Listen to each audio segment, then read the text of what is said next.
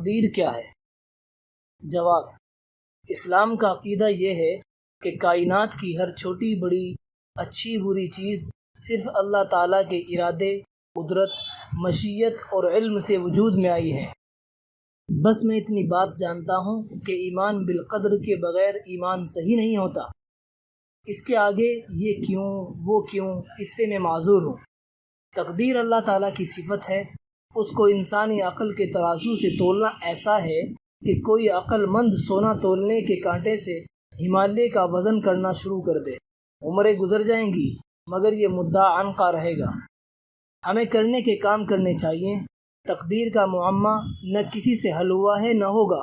بس سیدھا سا ایمان رکھیے کہ ہر چیز کا خالق اللہ تعالیٰ ہے اور ہر چیز اس کی تخلیق سے وجود میں آئی ہے۔ انسان کو اللہ تعالیٰ نے اختیار اور ارادہ عطا کیا ہے مگر یہ اختیار مطلق نہیں۔ حضرت علی کرم اللہ وجہہ سے کسی نے دریافت کیا کہ انسان مختار ہے یا مجبور؟ فرمایا ایک پاؤں اٹھاؤ۔ اس نے اٹھا لیا۔ فرمایا دوسرا بھی اٹھاؤ۔